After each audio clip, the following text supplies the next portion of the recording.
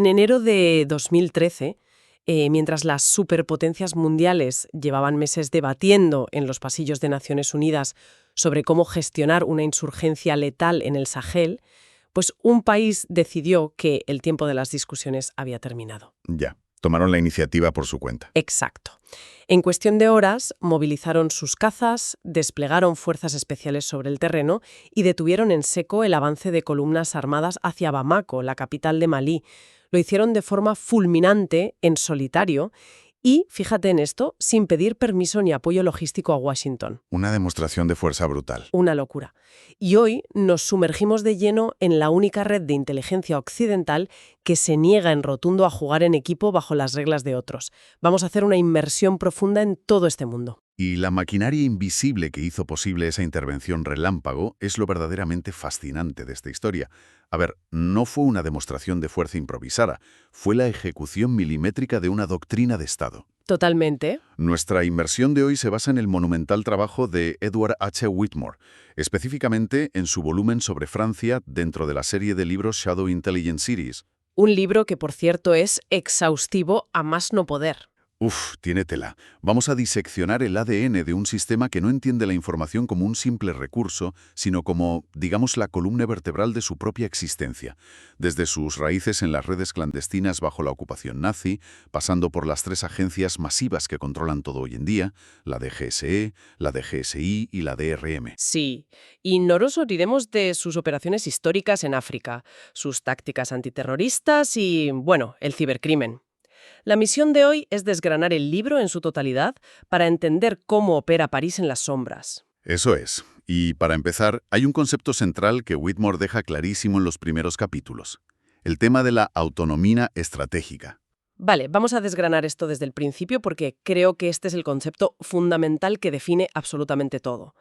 Francia tiene una política inquebrantable de no depender de la red Five Eyes, esta alianza anglófona de inteligencia. Ni de broma se subordinan a ellos. Cero. Y para ilustrar el nivel de, digamos, paranoia institucional respecto a esto, plantéatelo así. Francia es como ese amigo del grupo que, por una cuestión de control absoluto, se niega a usar la misma aplicación de mensajería comercial que todos los demás. Es una analogía buenísima, la verdad. Es que es así.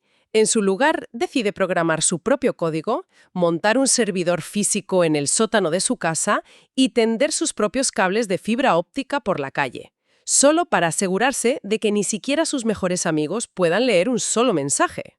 Claro, es que captura el núcleo del asunto a la perfección. A ver, a menudo, desde el mundo anglosajón, esta negativa a integrarse plenamente en el Five Eyes se despacha rápidamente tachándola de arrogancia francesa, de chauvinismo. Sí, el típico cliché, ¿no? Exacto, el cliché, pero Whitmore explica muy bien la filosofía política que sustenta al Estado francés, al État. Pensadores como Jean Bodin ya teorizaban hace siglos que el poder soberano es, por definición, indivisible. O lo tienes todo o no lo tienes. Eso es. Y ya en el siglo XX, Charles de Gaulle grabó en piedra un principio innegociable. La verdadera soberanía significa que nadie más que tú controla la información sobre la que tomas decisiones críticas. O sea, si delegas la recolección o el análisis en un país tercero, estás delegando tu política exterior. Así de simple.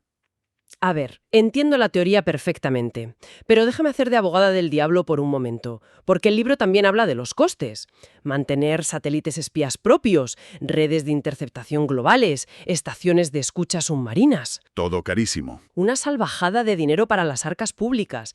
Entonces, para quienes nos escuchan y se pregunten esto, ¿realmente compensa asumir esa factura gigantesca y el riesgo de tener puntos ciegos globales en lugar de simplemente compartir gastos y bases de datos con aliados de primer nivel? Pues el cálculo que hacen en París, y que el autor detalla magistralmente, es que el precio de la dependencia es infinitamente mayor que el coste financiero.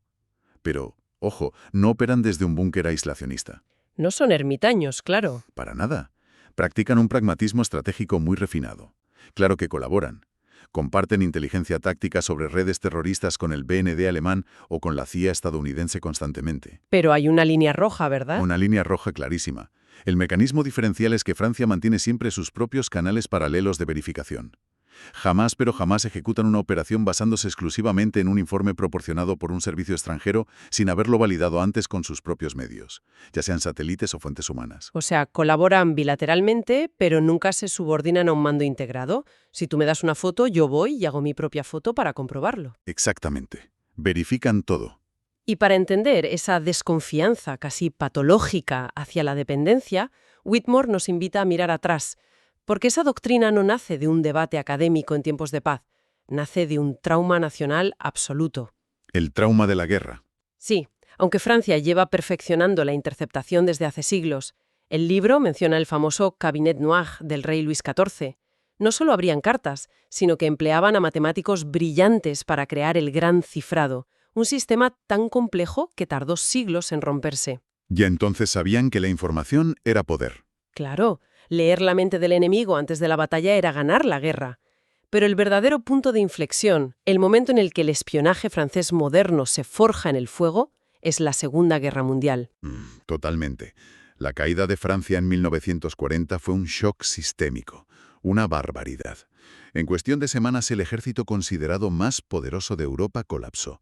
El país se fracturó entre la zona ocupada, el régimen colaboracionista de Vichy y la Francia libre que de Gaulle intentaba articular desde Londres. Un caos absoluto. Un vacío de poder total.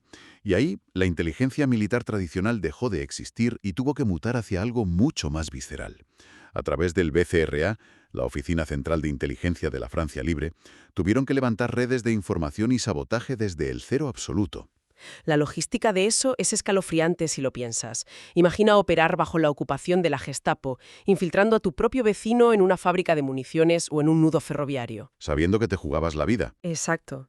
Sabiendo que un solo error de comunicación suponía el paredón. Esa pesadilla diaria obligó a la resistencia a crear una cultura operativa basada en células estancas, buzones ciegos y una flexibilidad extrema. Y la lección que extrajeron a base de sangre, según el autor, fue clarísima. Que depender de fuerzas externas para liberar tu propio territorio es una vulnerabilidad inaceptable. Eso es. Si no te salvas tú mismo, nadie te va a salvar de verdad. Y ese es el genoma de la inteligencia francesa actual. La posguerra cristalizó esa experiencia traumática. Aprendieron que las alianzas son maravillosas sobre el papel, pero efímeras en la práctica. Hoy somos amigos, mañana quién sabe. Justo. Y ese escepticismo histórico es lo que impulsa la maquinaria moderna de la que hablábamos. Hoy en día, toda esa tradición de resistencia y pragmatismo se materializa en una estructura institucional mastodóntica. Francia ha dividido quirúrgicamente su capacidad en 3 agencias principales. La tríada. Vamos a diseccionarlas, porque el libro dedica una parte enorme a explicar la estructura exacta de estas agencias y, sobre todo, a entender cómo funcionan sus engranajes en el mundo real. Empecemos por la punta de la lanza, la DGSE. La Dirección General de Seguridad Exterior. Su mandato es, básicamente, todo lo que ocurre fuera de las fronteras de Francia. Y lo que Whitmore destaca de sus operaciones es cómo combinan la vieja escuela con la vanguardia técnica. El factor humano sigue siendo vital para ellos, ¿no? Fundamental. La DGSE es un animal muy particular. Por un lado son maestros del HUMINT, la inteligencia de fuentes humanas. Tienen una red de oficiales de caso cultivando activos, reclutando informantes en ministerios extranjeros, en corporaciones, en zonas de conflicto. Y a la vez tienen satélites apuntando a esas mismas zonas. Claro. Controlan infraestructuras técnicas masivas, interceptando el tráfico de microondas y de fibra óptica global. Además, a diferencia de otras agencias que solo analizan datos y pasan informes, la DGSE tiene un potente brazo paramilitar. Es decir, que actúan. Actúan y mucho. Hablamos de la capacidad de insertar comandos en territorio hostil, ejecutar espionaje económico muy agresivo para dar ventaja a empresas francesas y lanzar campañas de influencia. Vale. Esa es la espada en el exterior.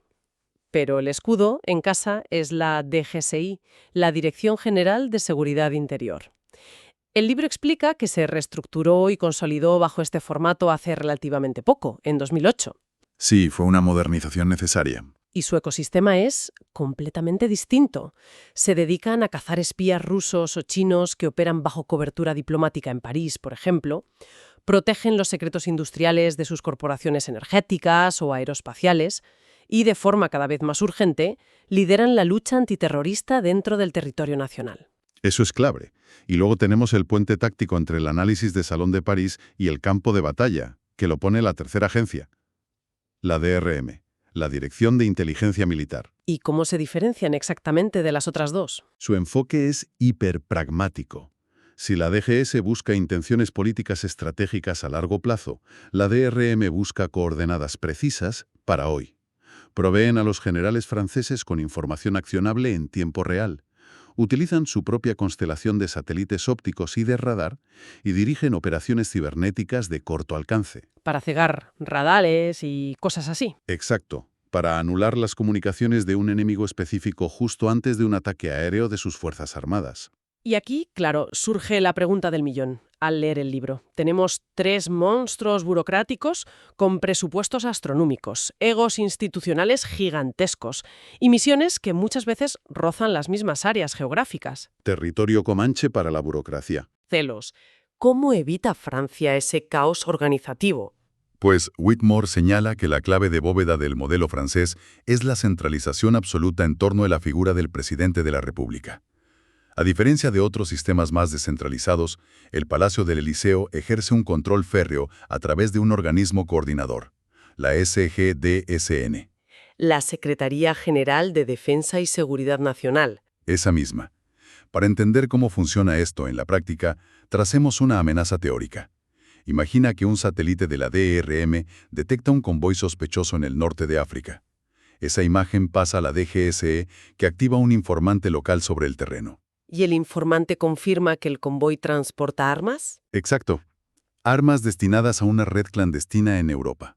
Y es ahí donde el protocolo de la SGDSN entra en juego, porque no permiten que la DGSE decida por su cuenta qué hacer con eso, ¿no? Para nada.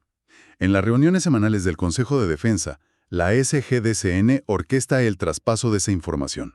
Determinan en qué momento exacto la inteligencia exterior le pasa el testigo a la interior, a la DGSI, para que empiece a vigilar a los destinatarios de esas armas en los suburbios de Marsella o París. ¿Actúan como un director de orquesta? Un director implacable, sí.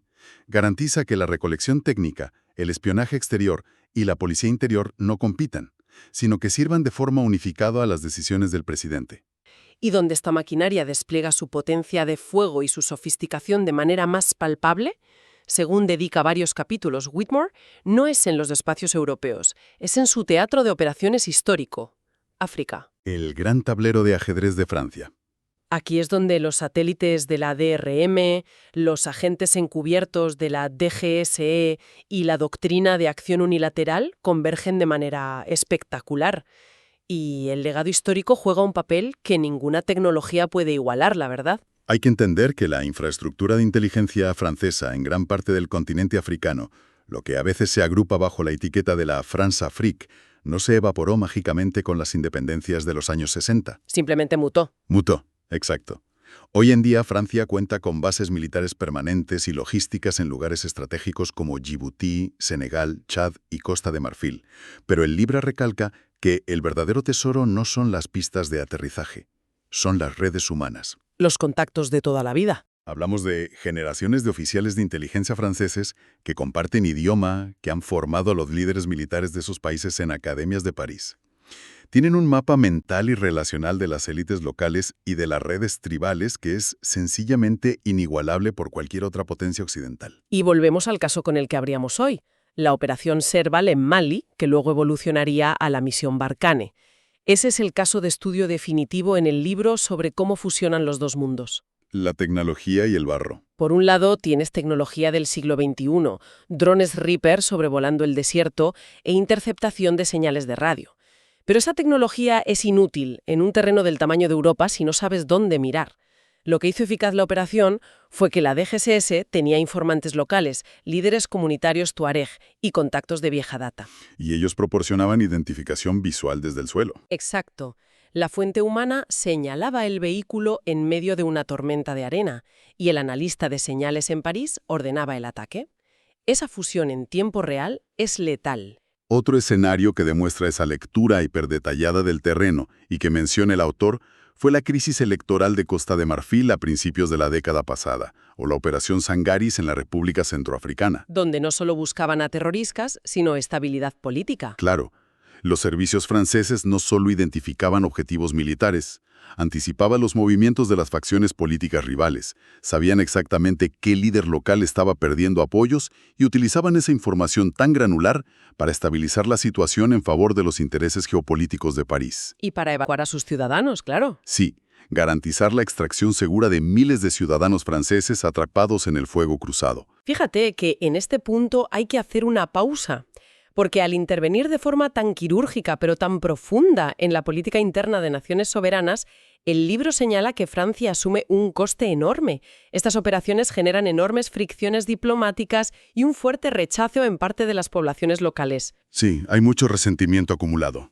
Se enfrentan constantemente a acusaciones de neocolonialismo e injerencia, y Whitmore no esquiva este debate en absoluto. No, no lo hace. Pero también presenta la perspectiva del Estado, desde el punto de vista puramente estratégico que maneja París. Asumen ese desgaste diplomático y reputacional como el coste inevitable de hacer negocios en la región. Es un cálculo muy frío. O estamos nosotros o están otros. Ese es el argumento. Para París, mantener una arquitectura de inteligencia robusta en el Sahel y en el Golfo de Guinea es imperativo para asegurar rutas comerciales, proteger intereses energéticos, vinculados al uranio, por ejemplo, y contrarrestar la expansión agresiva de potencias rivales. Como los mercenarios rusos o las inversiones chinas. Exacto. Ven cómo actores privados patrocinados por Moscú o los masivos flujos de capital de Pekín intentan desplazar su influencia. La inteligencia es su principal contrapeso para no ceder el tablero africano. Y esa lucha constante en el Sahel no ocurre en el vacío. La inestabilidad en esas latitudes tiene un impacto directo, trágico y visceral en suelo europeo, lo que nos lleva al frente doméstico, que es otro bloque gigante de esta inmersión. Las amenazas en casa. La inteligencia exterior que recopila la DGSE choca de frente con la prioridad número 1 de la DGSI dentro de Francia, el contraterrorismo. Es que la última década forzó un cambio de paradigma radical en Francia. La amenaza dejó de ser algo abstracto. Whitmore detalla cómo el desmantelamiento temprano de un complot contra la revista Charlie Hebdo, en 2012, fue la señal de alarma. Un preludio muy oscuro de lo que pasaría en 2015. Un preludio sombrío, sí, de los brutales ataques coordinados. El Estado comprendió que el modelo reactivo policial clásico era insuficiente, necesitaban infiltración y prevención masiva. Y el rastreo que hace la DGSI desde entonces es monumental. Imagina la mecánica de tener que cruzar la interceptación de foros extremistas en Internet con el seguimiento físico de individuos que se radicalizan dentro del propio sistema penitenciario francés. Manejan océanos de datos diarios. Tienen que monitorizar un volumen de información apabullante para detectar a lobos solitarios o células dormidas. El libro cita el caso del ataque frustrado en el aeropuerto de Orly en 2017, donde la anticipación lo fue absolutamente todo. Y es aquí donde el autor plantea una cuestión vital. Entra en juego la supervisión institucional para que la democracia no colapse bajo el peso de la seguridad. Rastreo digital masivo, micrófonos ocultos, software de infiltración en teléfonos móviles. El riesgo de convertirse en un gran hermano, vaya. Evidente. Un estado de vigilancia panóptico. Para intentar mantener un equilibrio, Francia reforzó la CNCTR, que es una comisión nacional independiente encargada de auditar las técnicas de inteligencia. Cada intervención técnica requiere una justificación legal detallada. Es caminar sobre la cuerda floja, ¿no? Entre empoderar a la DGSI para neutralizar ataques inminentes y proteger las libertades civiles de la ciudadanía. Una cuerda muy fina, sí, y muy tensa. Pero más allá de evitar tragedias en suelo francés, el libro expone un uso de la inteligencia contraterrorista que a menudo pasa desapercibido. Y me parece una jugada maestra en el tablero geopolítico. Cómo Francia convierte los secretos que recolecta en pura moneda de cambio diplomática. Ah, sí. Es que la información verificada es poder duro.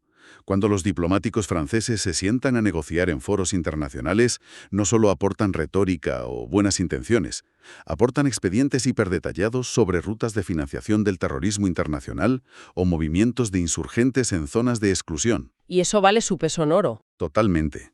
Ofrecer acceso a esa inteligencia exclusiva a otras naciones o coaliciones le otorga a París un poder de influencia desproporcionado. Les permite forjar alianzas, alterar políticas de terceros países y posicionarse como un actor indispensable. Y sin tener que movilizar tropas o disparar un solo misil en ese momento concreto. Su capacidad de recolección subsidia su peso diplomático global. Es un mecanismo brillante de influencia blanda sustentado en inteligencia dura. Lo cual nos lanza de cabeza hacia el futuro inmediato, el último gran tema del libro. Porque si los datos son el activo más valioso de la diplomacia, la infraestructura que transporta esos datos se convierte en el campo de batalla definitivo. Ya no hablamos solo de informantes en callejones oscuros. Hablamos de servidores en la nube. Hablamos del lecho marino, de cables submarinos de fibra óptica. Y aquí el concepto original con el que empezábamos, la autonomía estratégica, adquiere una dimensión tecnológica brutal. Es que, hoy en día, la soberanía nacional es en esencia soberanía tecnológica. El espionaje moderno es una guerra de infraestructuras. Whitmore deja claro que Francia sabe que la gran mayoría del tráfico de Internet mundial pasa por nodos críticos o cables submarinos. Muchos de ellos con amarre en lugares como Marsella, por cierto. Sí, Francia es un cuello de botella de datos brutal.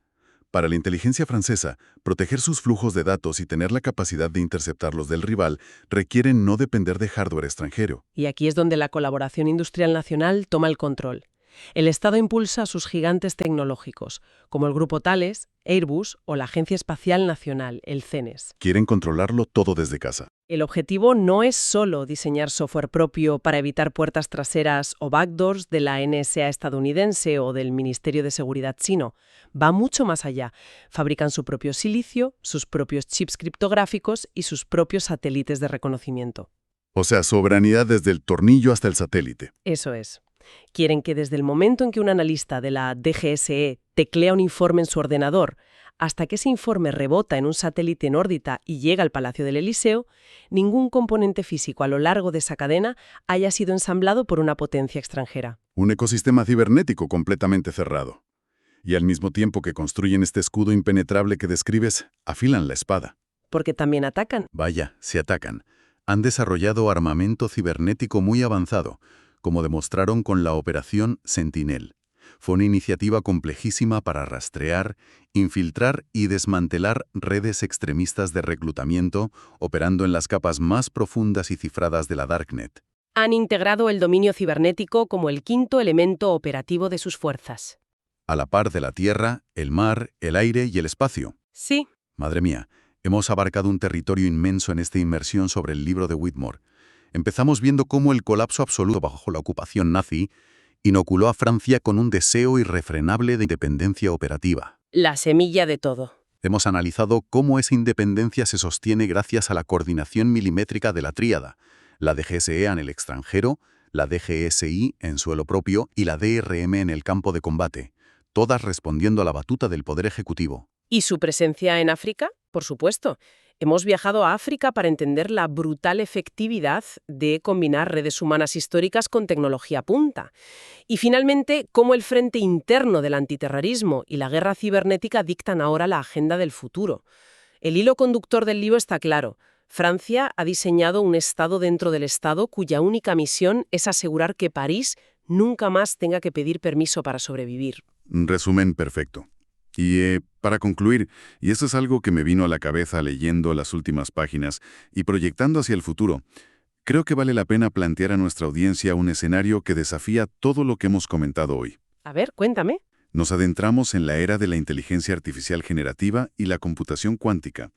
Sabemos que la eficacia de la IA depende de devorar océanos masivos de datos y de requerir infraestructuras de supercomputación a escala planetaria. Capacidades que son enormes. Y que ahora mismo monopolizan ecosistemas colaborativos muy amplios o superpotencias con recursos casi infinitos como Estados Unidos o China. Entonces, la gran paradoja de la próxima década para Francia será esta. ¿Puede un Estado sostener su preciada autonomía estratégica desarrollando modelos propios en aislamiento? Buena pregunta. ¿O descubrirá Francia que su sagrada doctrina de soberanía y compartimentación es precisamente el talón de Aquiles que le impedirá alimentar a sus inteligencias artificiales al ritmo que exige la nueva geopolítica de los algoritmos? Es una reflexión espectacular para llevarnos a casa. Una tensión brutal entre el control absoluto de tus secretos y la necesidad imperiosa de colaborar para procesar datos a escala global. Veremos qué camino eligen. De una crisis internacional o una intervención encubierta en el Sahel, recuerden mirar un poco más allá de las narrativas tradicionales. Siempre hay capas ocultas. Hay redes enteras operando bajo sus propios códigos, reescribiendo las reglas del juego global desde las sombras y sin pedir permiso a nadie. Muchísimas gracias a nuestra audiencia por sumergirse con nosotros en este análisis a fondo del libro de Whitmore. Sigan cuestionando el origen de la información y observando los hilos invisibles del poder. Nos escuchamos en la próxima inmersión.